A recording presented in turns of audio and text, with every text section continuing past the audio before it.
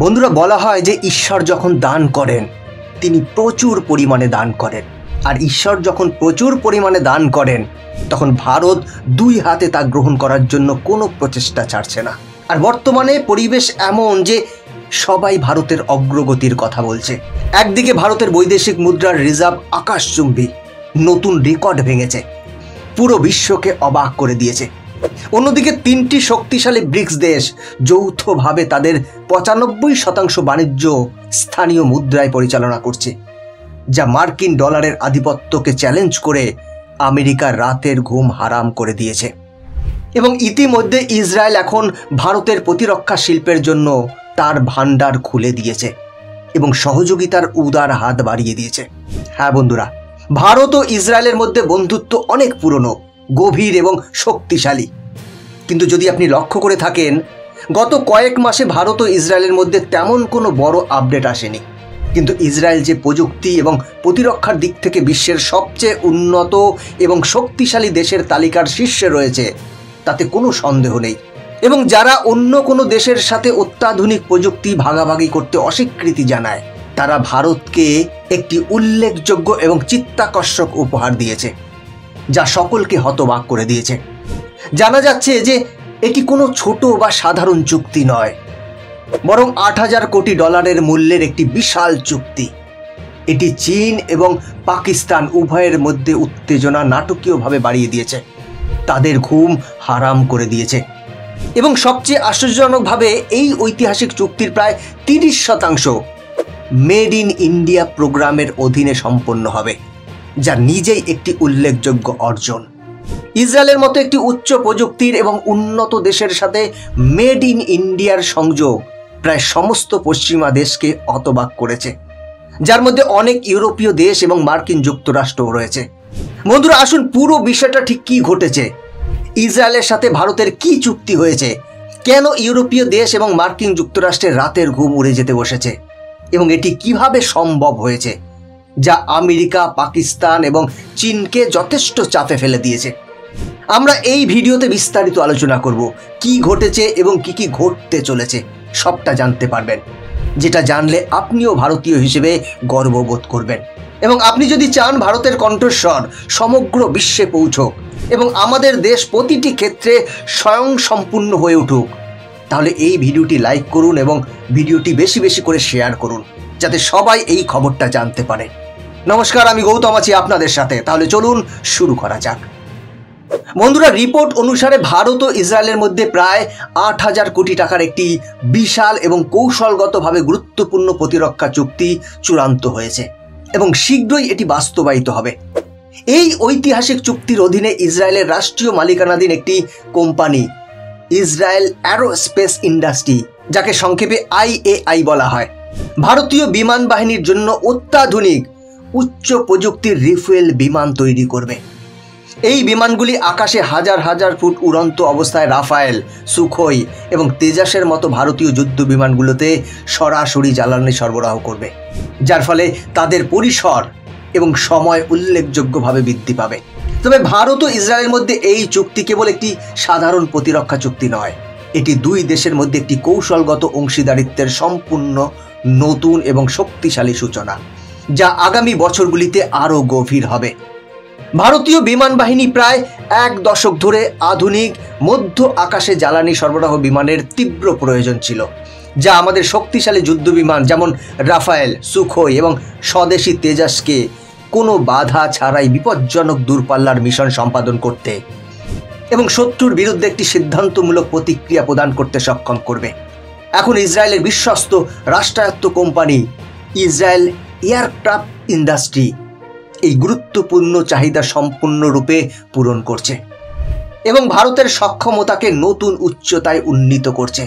বন্ধুরা, এই বিশাল প্রযুক্তির আওতায় অত্যন্ত শক্তিশালী এবং নির্ভরযোগ্য বোয়িং 767 বিমানকে সম্পূর্ণরূপে উন্নত ট্যাঙ্কার বিমানে রূপান্তর করবে এবং নতুন প্রযুক্তিতে সজ্জিত করবে।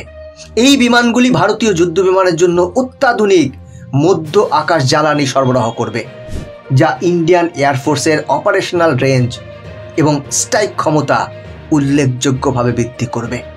এটি ভারতের বিমান হামলার ক্ষমতা বিশেষ করে কৌশলগতভাবে গুরুত্বপূর্ণ ইন্দো প্রশান্ত মহাসাগরীয় অঞ্চলে আগের চেয়ে আরও শক্তিশালী, আরও মারাত্মক এবং কার্যকর করে তুলবে, শত্রুদের ভীত করে তুলবে। সবচেয়ে উল্লেখযোগ্য এবং উত্তেজনাপূর্ণ দিক হলো এই সম্পূর্ণ চুক্তির প্রায় 30% মেড ইন ইন্ডিয়া প্রোগ্রামের অধীনে সম্পন্ন হবে, যা নিজেই একটি বড় অর্জন।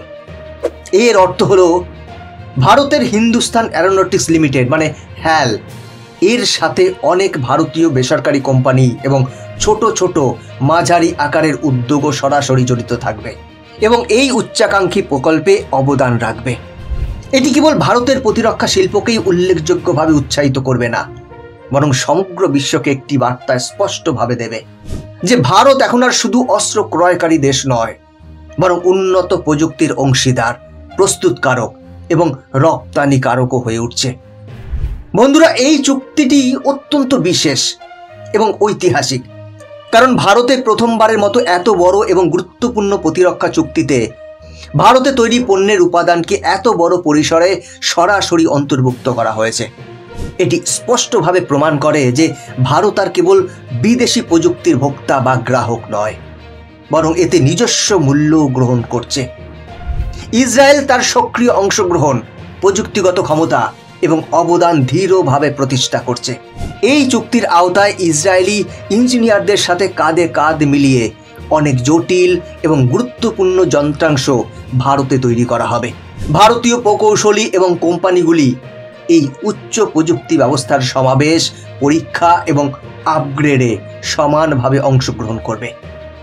এই কারণেই ইউরোপ এবং আমেরিকার অনেক দেশ উদ্বিগ্ন, কারণ ইসরায়েল একটি উচ্চ প্রযুক্তি এবং রহস্যময় জাতি, যারা সাধারণত তার সংবেদনশীল প্রযুক্তি সহজে ভাগ করে না।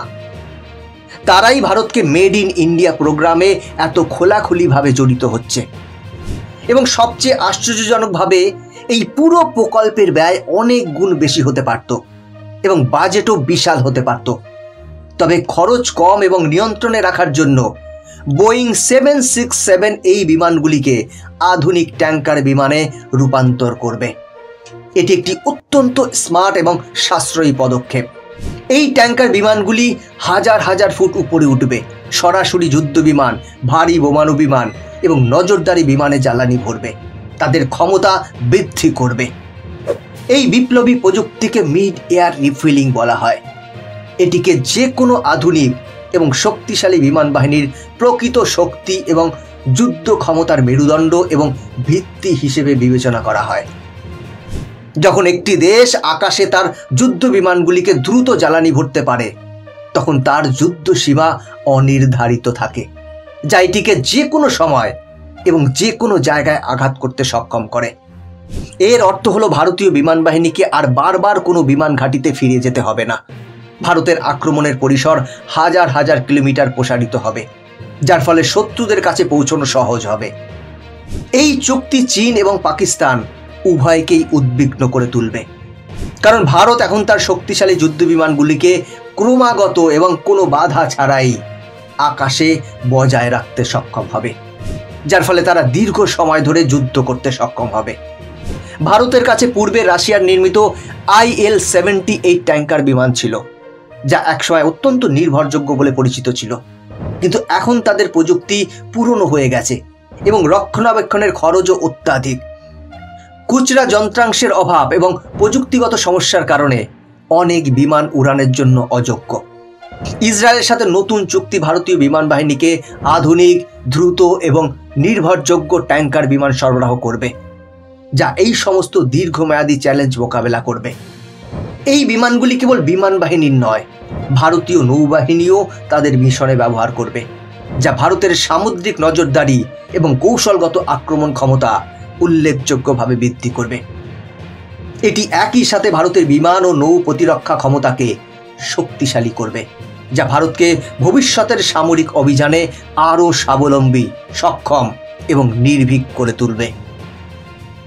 এই চুক্তির সবচেয়ে বড় সুবিধা হলো ভারত ইসরায়েলের অত্যাধুনিক প্রযুক্তিতে সরাসরি প্রবেশাধিকার পাবে, যা তারা খুব কম দেশের সাথেই ভাগ করে নেয়।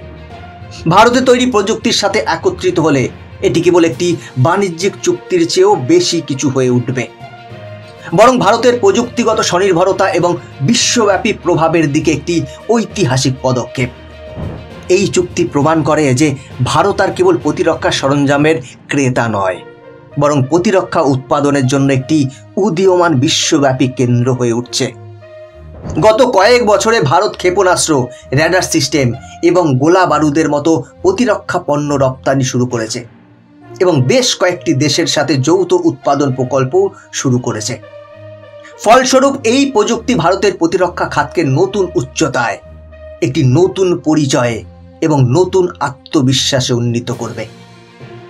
এটি ভারতীয় পণ্যের প্রতি বিশ্বব্যাপী আস্থা বৃদ্ধি করবে এবং অন্যান্য দেশগুলিকে ভারতীয় প্রযুক্তির সাথে সহযোগিতা করতে উৎসাহিত করবে। সরকার ইতিমধ্যেই স্বনির্ভর প্রতিরক্ষা উৎপাদনের জন্য বেশ কয়েকটি নীতি বাস্তবায়ন করেছে। সম্প্রতি ৭৯,০০০ কোটি টাকার নতুন প্রতিরক্ষা অধিগ্রহণের অনুমোদন এবং ৩০% স্থানীয় উৎপাদন নিশ্চিত করা এই দৃষ্টিভঙ্গিরই অংশ।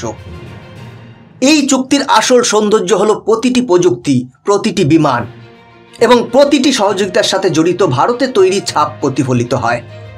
ভারত প্রমাণ করেছে যে উদ্দেশ্য সৎ এবং দৃঢ় হলে বিশ্বের সবচেয়ে উন্নত প্রযুক্তিও ভারতের পরিচয় হয়ে উঠতে পারে এবং ভারতের শক্তিকে নতুন উচ্চতায় নিয়ে যেতে পারে। বন্ধুরা, ভারত ও ইসরায়েলের মধ্যে দ্রুত বর্ধনশীল প্রতিরক্ষা অংশীদারিত্ব সম্পর্কে আপনার কি মনে হয়? আপনি এটাকে কিভাবে দেখছেন? আপনার মতামত কমেন্ট করে জানান। বন্ধুরা, আজকের ভিডিও এখানেই শেষ করছি। এরকম ইনফরমেটিভ ভিডিও দেখার জন্য চ্যানেলটিকে সাবস্ক্রাইব করে বেল আইকনটি প্রেস করে রাখুন। দেখা হচ্ছে পরবর্তী ভিডিওতে। ভালো থাকবেন, সাথে থাকবেন। জয় হিন্দ।